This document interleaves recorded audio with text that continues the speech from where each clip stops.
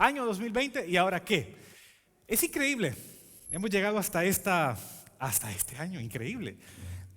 Según mis cálculos, yo no esperaba pasar del año 2000. Ahí, antes del año 2000 estuvo una guerra de tormenta del desierto, allá en Kuwait, en Irak, y todo ese montón de guerras. Luego vino el susto de las computadoras y yo dije, no, del 2000 yo no paso. Y ya pasaron 20 años, increíble, así como en un parpadear de ojos. Pero Dios ha sido bueno, amén. Dios hasta aquí nos ha guiado y tiene un plan, tiene misericordia de nosotros.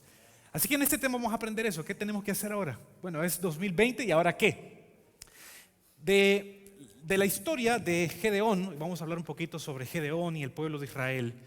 Vamos a aprender algo bien interesante. El pueblo de Israel había caído en un círculo vicioso.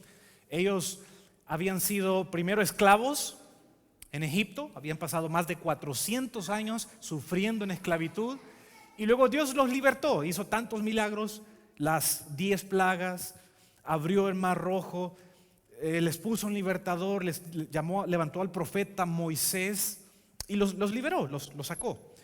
Después el pueblo, ya cuando estaba en el desierto, pues empieza a quejarse, empieza a reclamar a Dios: ¿por qué nos trajiste aquí? Y Dios tuvo paciencia, el tiempo fue avanzando, pero Dios tuvo paciencia. Finalmente Moisés, ¿qué pasó? Moisés muere, termina su vida, y entonces Dios levanta a otro personaje. ¿Quién fue? ¿Quién vino después de Moisés?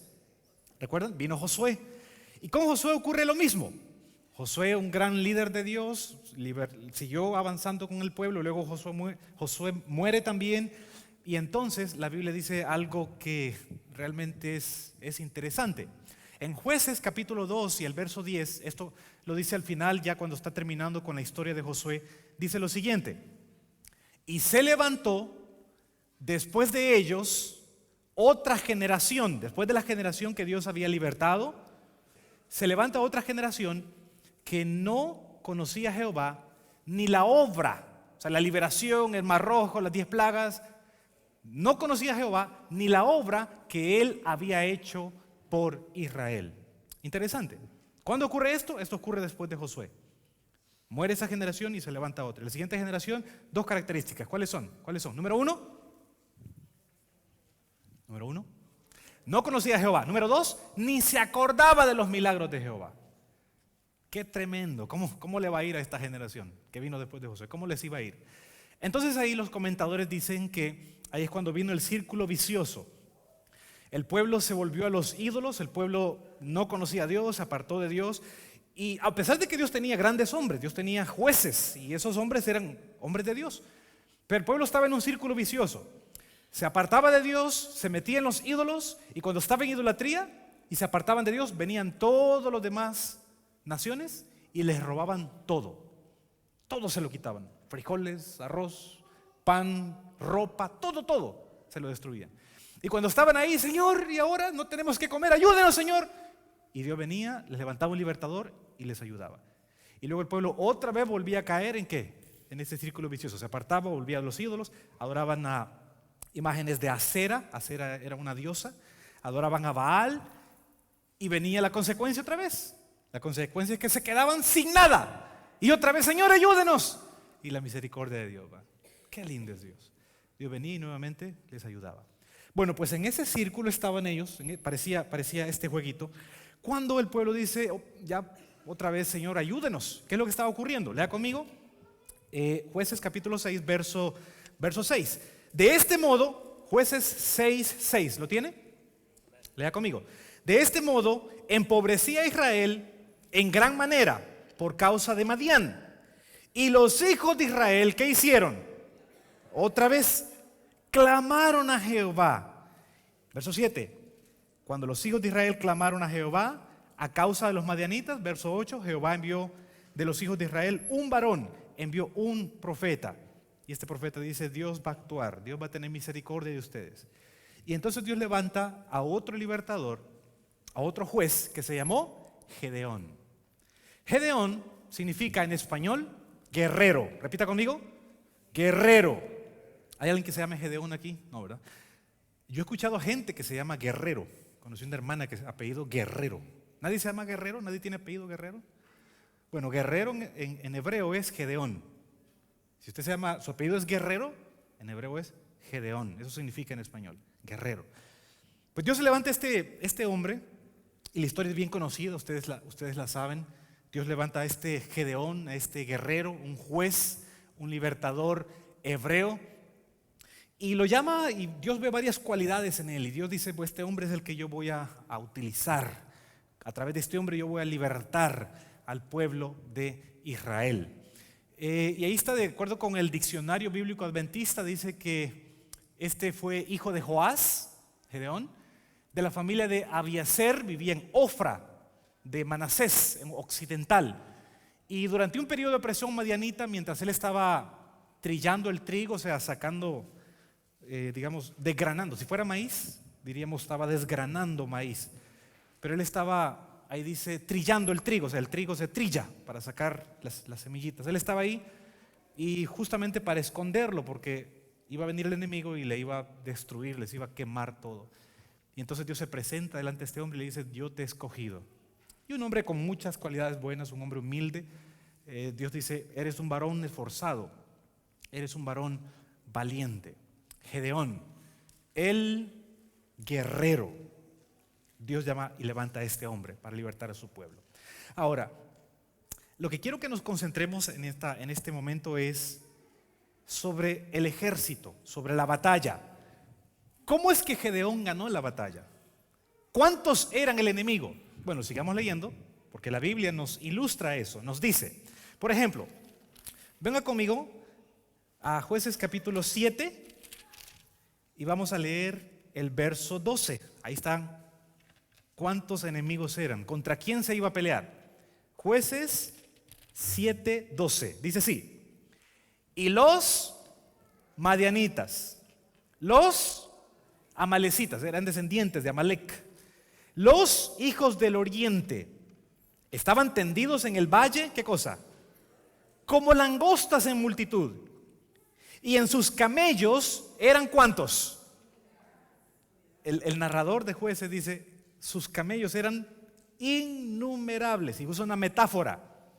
¿Cuántos camellos eran? Eran tantos, y la metáfora es, comparación dice, como la arena del mar que está en la ribera del mar en multitud. ¿Puede imaginarse eso usted? Un número así. Todos han ido a la playa aquí, alguna vez ni siquiera se le ha ocurrido, ¿verdad? Contar los granitos de arena. Es imposible.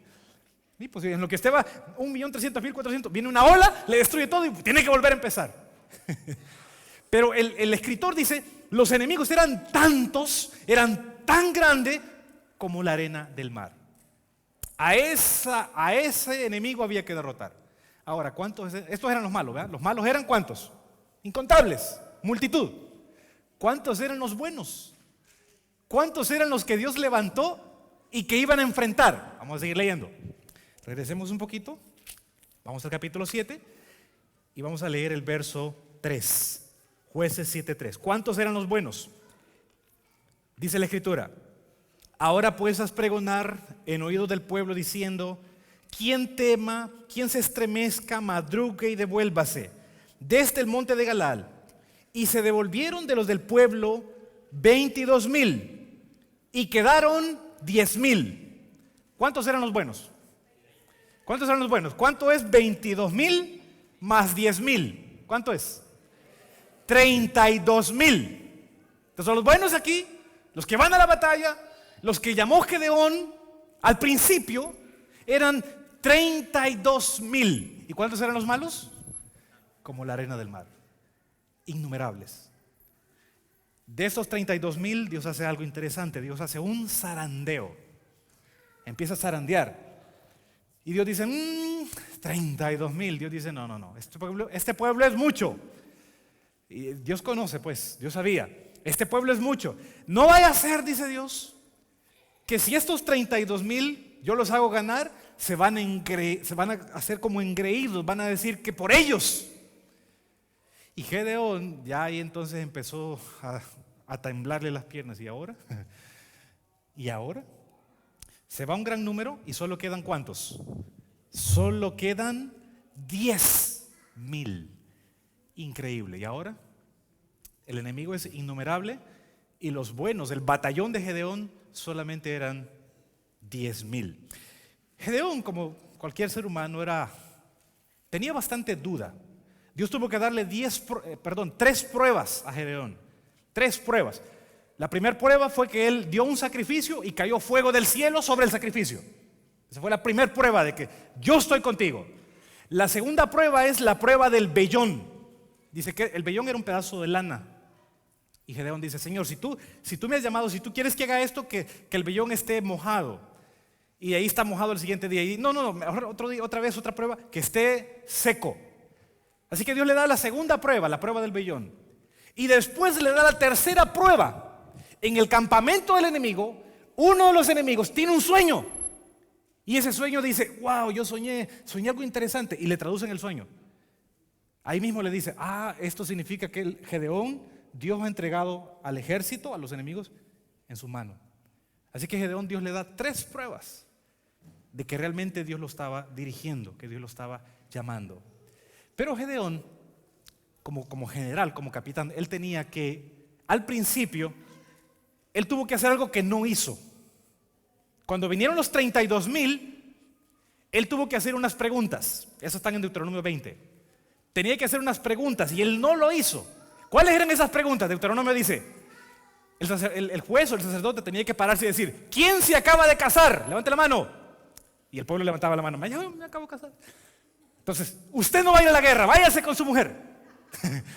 La segunda prueba que tenía que, Gedeón no hizo esas preguntas, pero él tenía que haberla hecho. La segunda prueba: ¿quién acaba de comprar un terreno y todavía ni siquiera ha ido a visitarlo? Y la gente entre el pueblo tenía que levantar la mano: yo me acabo de comprar algo. Váyase, no vaya a la guerra, porque la guerra pues es a morir. Váyase. Gedeón tuvo que ver. Y la tercera pregunta era: ¿quién tiene miedo?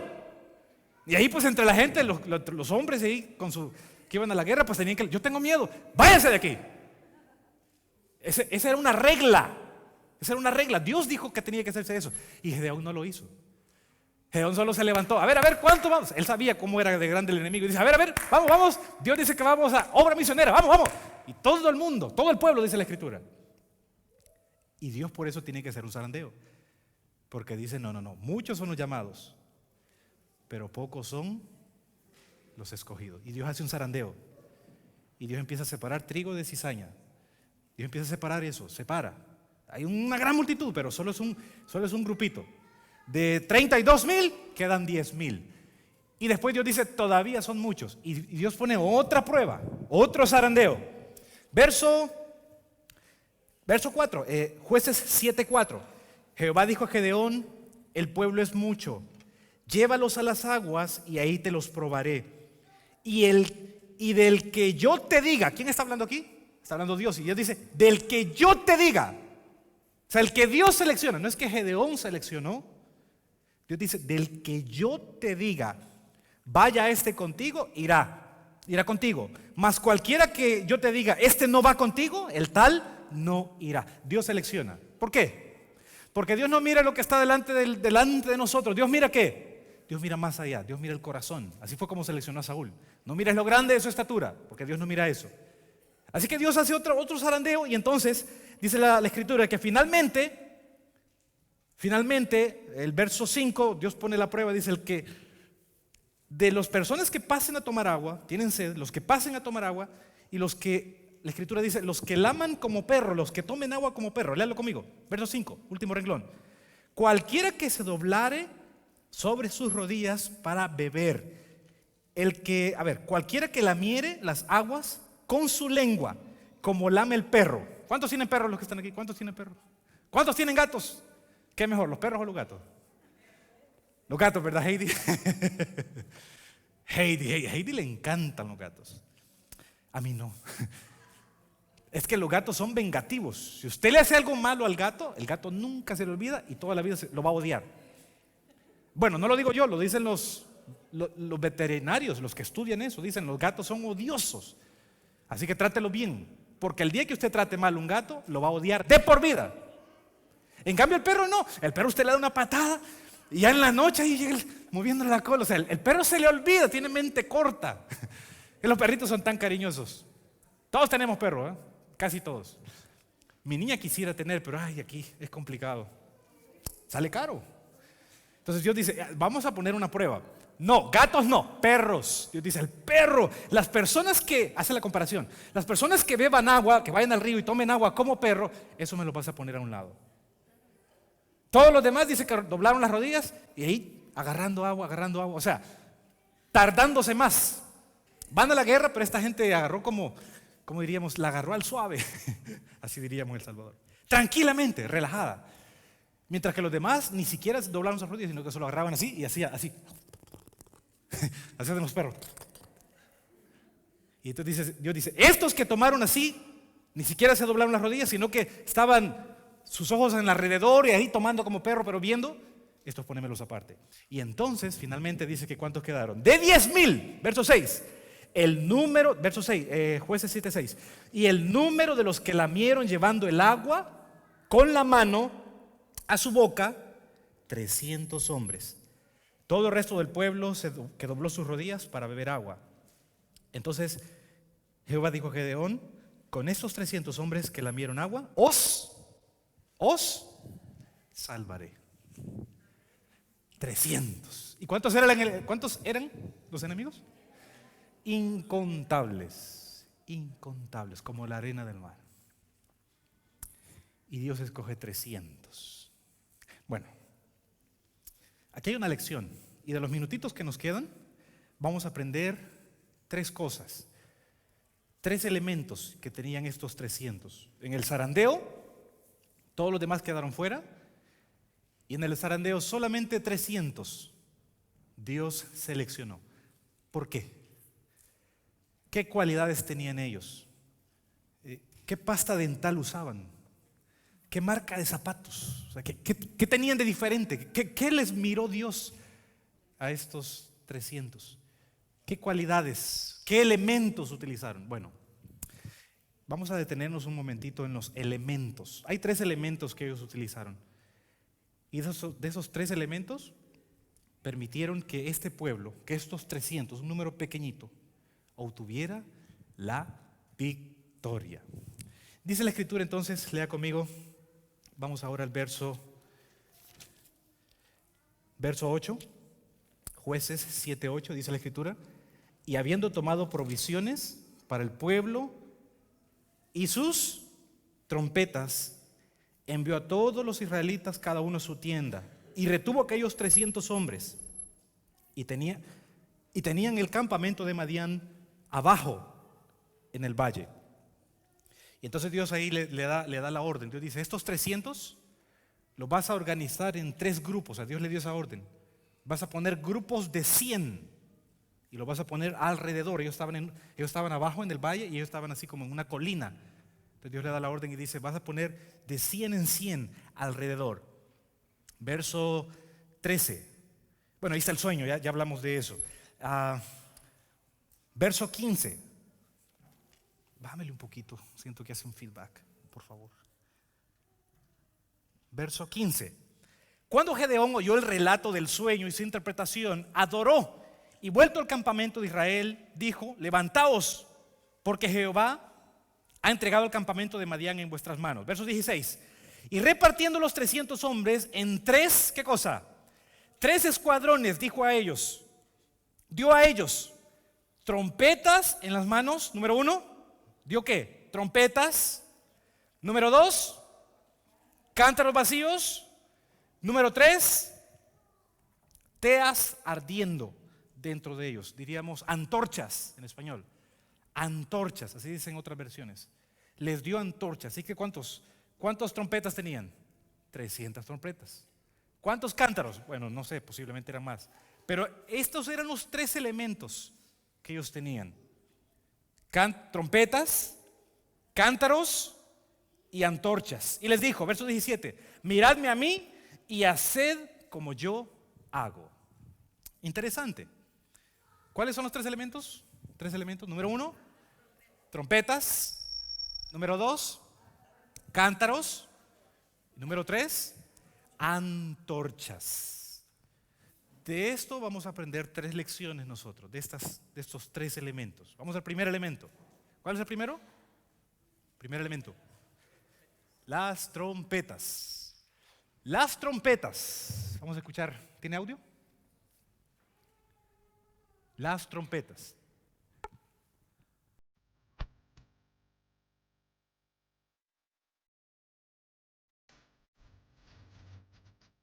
Así sonaban más o menos. Las trompetas.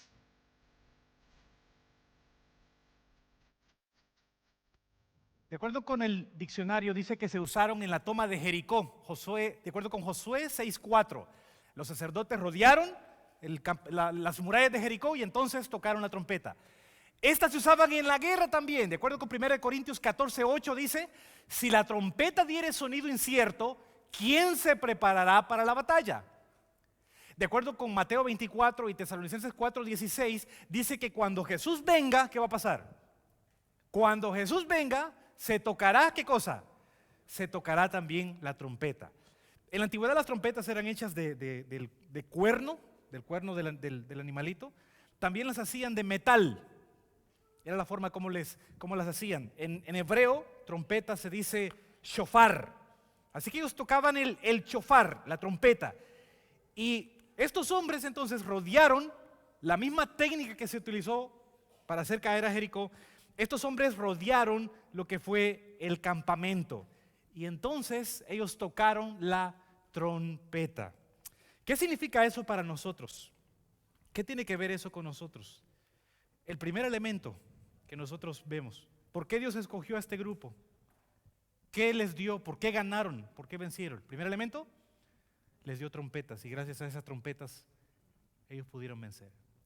¿Para qué se usa la trompeta? Para dar una advertencia, para hacer un llamado, para hacer una invitación, para que las personas, ¿qué tenían que hacer? Para que las personas se preparen.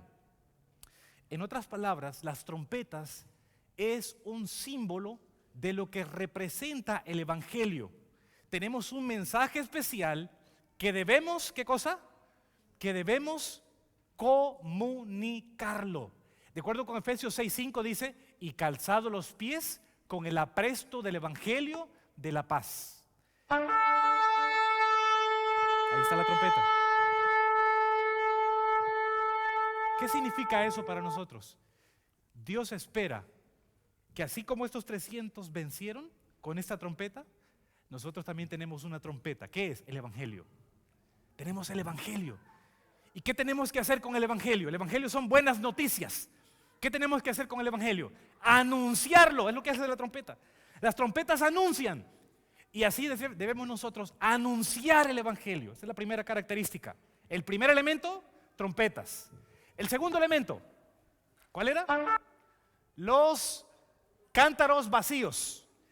De acuerdo con el comentario bíblico, tomo 2, página 348, estas eran vasijas baratas de barro, que la gente de esa época usaba como recipiente, ¿para qué? Hacían sopa de frijoles, ¿y en qué lo hacían? Hacían sopita de lentejas, ¿y en qué lo hacían? Lo preparaban en vasijas. Y esas eran bien baratas. Cualquier persona agarraba ahí, tenía un horno y cualquier persona las hacía. O sea, no tenía que ir al CVS, no tenía que ir a la tienda a comprarlas. La gente solita ahí agarraba de su patio, agarraba el poquito de agua, de barro y ya preparaba eso. Eran cosas baratas. En la Biblia, ¿qué significa el barro? ¿Qué es eso del barro? Bueno, la Escritura dice que el ser humano fue hecho ¿de qué? Nosotros fuimos hechos de barro. O sea, en la Biblia el barro representa a la humanidad, representa a las personas, representa a la iglesia, representa personas. Y son baratos. Son baratos. El barro está en todos lados. En las llantas del carro, en la carpeta de su casa, en los pies de su esposo cuando no se limpia y le ensucia todo. El barro está en todos lados. Ahora Dios dice en 1 Corintios 1:27, Dios de lo necio del mundo escogió para avergonzar a los sabios, y a lo débil del mundo escogió Dios para avergonzar, ¿qué cosa? A lo fuerte. Este grupito pequeño, con esos cántaros de barro, Dios los escogió para derrotar, para vencer el barro. Dios escogió personas. Pero vamos un poquito más allá. Y el barro también tiene que ver con la forma de ser de la persona o con el carácter de la persona. Pablo habla en Corintios, dice, ¿cómo le va a decir al barro? ¿Cómo le va a reclamar el barro al que lo hizo? Pablo habla de eso, o sea, el barro hablando, personas hablando, el barro son personas. Y aquí está hablando de barros, es decir, de cántaros hechos de barro, pero que están vacíos, que son frágiles, que se rompen. Representa a los seres humanos. Los seres humanos somos frágiles, los seres humanos nos rompemos. Pero también los seres humanos, a veces, tenemos un carácter que, el humano es frágil, pero el carácter del ser humano a veces no es frágil. A veces el ser humano se siente como más arriba, como elevado. Aquí Dios nos da una lección. Estos cántaros se refiere a lo que Dios espera de nuestro carácter. Dios espera que nuestra forma de ser sea humilde. Dios espera que nosotros seamos hijos de Él, obedientes, que confiemos totalmente en Él. Lo contrario a la humildad es el orgullo. Y el orgullo es una de las 7 cosas, de las 6 cosas que Dios aborrece. Esto de acuerdo con Proverbios 6:16.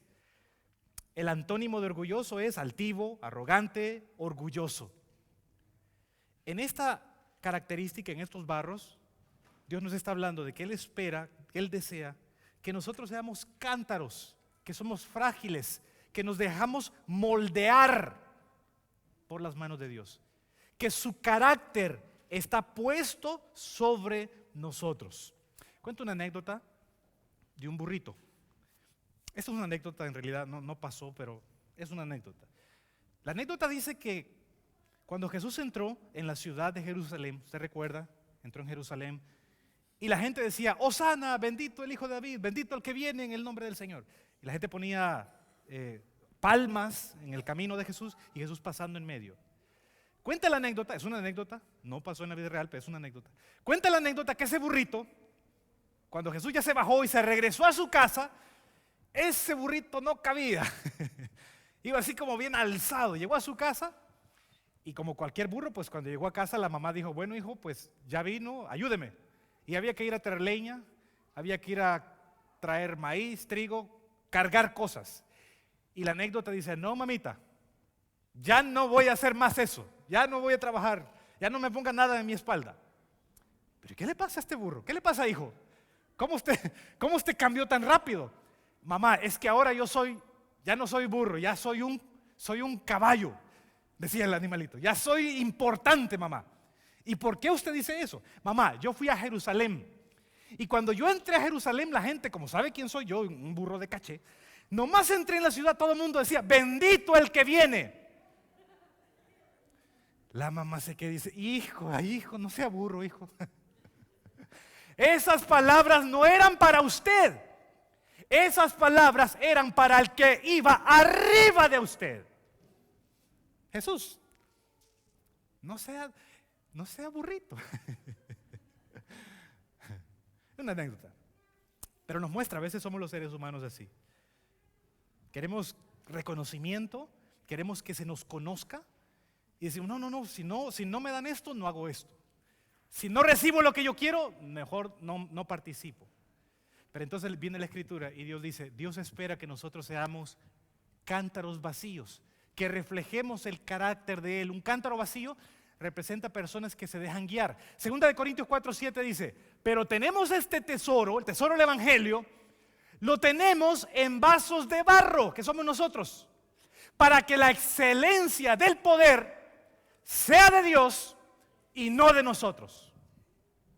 Humildad. La primera herramienta, los cántaros, Evangelio. Primera herramienta, Evangelio. Segunda herramienta, cántaros que se rompen. Segunda herramienta es la humildad.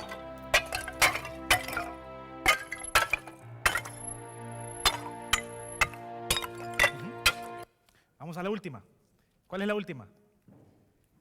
La última son antorchas ardiendo, antorchas encendidas. La palabra hebrea se usa generalmente para designar antorchas encendidas. están dentro de las vasijas de barro, apenas ardían. Usted sabe, adentro no hay oxígeno. Pero cuando la vasija se quiebra, las antorchas, y cuando las antorchas fuesen agitadas en el aire, entonces arderían con un resplandor repentino. Esto está en Comentario Bíblico Adventista, tomo 2, página 348. Lo último, ¿cuál es? ¿Cuál es? Las antorchas. Las antorchas tienen fuego. Y la Escritura dice que Dios es fuego consumidor. Eso está en Deuteronomio 4:24 y en Hebreos 12:29. El fuego en la Biblia es símbolo de la presencia de Dios. El fuego en la Biblia también es símbolo de la presencia del Espíritu Santo, que es Dios. Dios Espíritu Santo. Así cuando viene el fuego sobre una persona, significa que está recibiendo, está lleno ¿de qué? Está lleno del Espíritu Santo. Entonces, antorchas que están encendidas adentro del barro, ¿qué significa eso en español? ¿Qué significa en español eso? Persona llena del Espíritu Santo. ¿Dónde estaban las antorchas? Adentro del cántaro. El cántaro es de barro, el cántaro es la persona, el cántaro es usted y yo. Y ese cántaro significa una persona que tiene el carácter de Dios, un carácter que se deja moldear por Dios. Y la antorcha dentro del cántaro es la presencia del Espíritu Santo, adentro de la persona. Ahí está. ¿Cómo no iban a ganar así entonces? ¿Cómo no iban a ganar de esa forma? Estaban llenos del Espíritu Santo.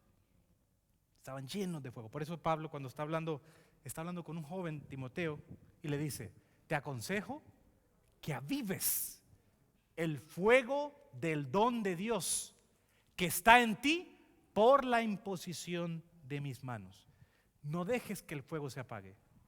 Sirve en la iglesia. No, que este año voy a agarrar vacaciones, este año no soy nada. No deje que el fuego se apague. Avívelo. Sirva más a Dios. Entréguese más a Dios. Avivar quiere decir echarle más leña, pues. Échale leña al fuego, eso quiere decir. Juntar las brasas, los tizones. Juntar los tizones y ponerlos así, uno a la par del otro. Usted sabe, el tizón usted lo separa y se hace negrito, negrito y se va apagando. Se hace carbón. Pero usted junta los tizones y ¿qué ocurre? Se aviva. Ahí el fuego viene, reacciona. Terminamos. ¿Qué aprendimos? ¿Qué aprendimos? ¿Aprendimos? ¿Qué aprendimos? Bueno, aquí está el fuego. El fuego, las antorchas ardiendo. Ese es el audio. Y ahí están los 300 de Gedeón con estos 3 elementos. Y esos 3 elementos les permitieron a ellos ganar la batalla. ¿Cuáles son los 3 elementos? Número uno, las trompetas, el mensaje, el advenimiento a todo el mundo en esta generación. Dios selecciona personas que están llevando el evangelio. En el zarandeo, los que se mantienen firmes son los que están llevando el evangelio. El conflicto de los siglos dice algo interesante sobre el zarandeo. Página 666, yo lo tengo aquí. Capítulos 39, página 666. Dice así. Porque de paso, esa historia se va a volver a repetir. Así como de los 32,000 Dios zarandeó y solo cogió 300, esto se va a volver a repetir. Y habrá un zarandeo también. Y Dios escogerá los que Él decida. Los que Él no me corresponde a mí ni a ninguno de nosotros decir este sí, este no, este sí, este no. Dios selecciona. Dios dice. Conflicto de los siglos, página 666, capítulo 39 dice: conforme vaya acercándose la tempestad, muchos que profesaron creer en el mensaje del tercer ángel, pero que no fueron santificados por la obediencia de la verdad, o sea, fueron cántaros pero no se dejaron quebrar. Fueron cántaros pero no se dejaron moldear por Dios. Dice, no fueron santificados por la obediencia a la verdad. Abandonarán su fe. Escuche, se van a salir de Germantown. Se van a salir de las iglesias adventistas en todo el planeta. Van a abandonar el evangelio. Abandonarán su fe. Y se irán a engrosar las filas de la oposición, uniéndose con el mundo y participando de su espíritu. Llegarán a ver las cosas casi bajo la misma luz. Así, cuando llegue la hora de la prueba, estarán preparados para elegir el lado fácil y popular. Lo mismo que los 32,000. Los 32,000 escogieron el lado fácil. Tomemos agua aquí de rodillas y suplieron primero las necesidades primarias de ellos. No les interesaba la guerra, no les interesaba llevar el mensaje de Dios. Entonces dice, llegarán a ver, dice, escogerán el lado fácil y el lado popular. ¿Quiénes serán? Hombres de talento y de elocuencia, que alguna vez se gozaron en la verdad, emplearán sus facultades para seducir y descarriar a las almas. Se convertirán en los enemigos más encarnizados de sus hermanos de antaño. Habrá un zarandeo, dice Dios. La iglesia adventista el séptimo día va a ser zarandeada, o ya está siendo zarandeada. ¿Y qué va a salir? Cizaña. Dios va a separar cizaña. ¿Y qué va a quedar adentro de la iglesia? Trigo. ¿Queda dentro de la iglesia? Queda trigo. ¿Y ese trigo qué tiene? ¿Qué características tiene? Bueno, tienen un mensaje, tienen el evangelio, tienen una trompeta y la usan, comparten el evangelio. Tienen un carácter semejante al de Jesús. Cuando reflejemos el carácter de Dios, dice el Espíritu de profecía, cuando reflejemos el carácter de Jesús, Cristo vendrá por ellos a reclamarlos como suyos. Estos 300, los que pasen el zarandeo, tendrán el carácter de Jesús. Y número 3, estos estarán llenos de Dios, llenos del Espíritu Santo. ¿Amén? Bueno, ¿qué aprendimos? ¿Qué aprendimos? ¿Qué aprendimos? ¿Qué aprendimos? ¿Qué aprendimos? ¿Nada? Aprendimos mucho. 2020 y ahora qué? 2020 y ahora qué? Avancemos. Hay que seguir adelante, avancemos. Eso es lo que nos decía la lectura bíblica. ¿Recuerda cuando leímos ahí, hablando de Jesús? Jesús, puesto los ojos en Jesús. Jesús es el autor y consumador de la fe, el cual por el gozo puesto delante de él, sufrió la cruz, menospreciando el oprobio, y se sentó, ¿a dónde? A la diestra. A la diestra. ¿Qué hizo Jesús? ¿Qué hizo Jesús? Bueno, a Jesús, Judas lo rechazó. Los discípulos, cuando él estaba orando y dijo, oren conmigo, pero los discípulos y todos los seguidores, ¿qué pasó? Lo abandonaron, se fueron. Y a Jesús, después los soldados vienen, lo toman, lo amarran, lo escupen, lo insultan. A los suyos vino, los suyos no le recibieron, su pueblo lo rechazó. Sus discípulos lo rechazaron. Los soldados lo metieron preso, lo maltrataron, lo insultaron. Pero a pesar de, Jesús no se detuvo, sino que siguió, avanzó. Go forward. Jesús avanzó. ¿Y qué motivó a Jesús a avanzar? ¿Por qué Jesús avanzó? Aquí lo dice. ¿Por qué? ¿Por qué?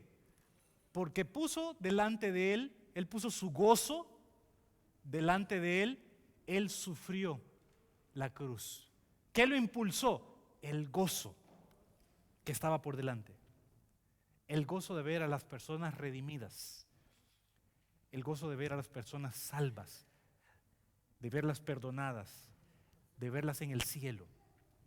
O sea, lo que motivó a Jesús fue eso. Fue la salvación de los demás. Es lo que motivó a Jesús.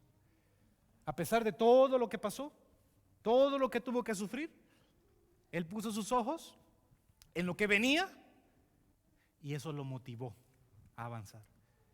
Por eso dice Isaías, el profeta Isaías dice, sí, eso está en Hebreos 12:2, lo que fue nuestra lectura.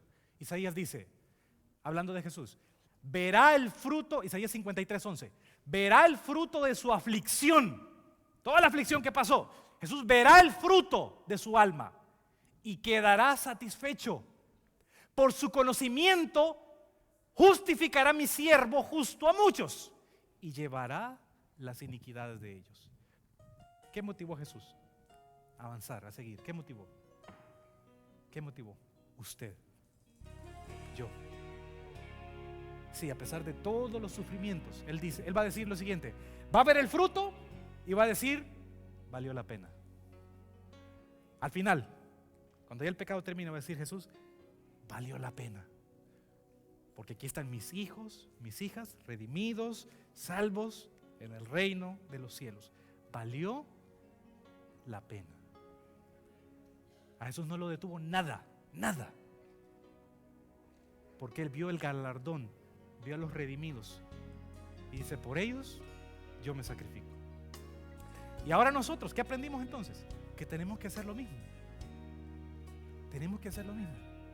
Puesto los ojos en Jesús, Él es el autor y consumador de la fe. Avancemos. No, pero es que me quedé sin trabajo. Avancemos. No, pero es que me enamoré y me rechazaron. Avance. No, que mi mujer se fue con otro y ya estoy solo. No. Avance. Go forward. Avancemos. ¿Y en qué tengo que avanzar? Puesto los ojos en Jesús, el autor y consumador de la fe. Avancemos. Sigamos evangelizando. Sigamos sirviendo a Dios. Tomados de su mano, no hay derrota. No hay derrota. Y aún si llegamos a tener una derrota, Dios nos levanta. Dios nos pone otra bendición. Abre otra puerta. Tengo una puerta delante de mí, la cual yo hablo y nadie puede cerrar. Avancemos. Y cada día busquemos estos elementos. Llevar el evangelio, poner nuestro carácter en las manos de Dios y busquemos el Espíritu Santo cada día. Y entonces Dios nos dará victoria, puesto los ojos en Él. Amén. Que Dios bendiga a su iglesia.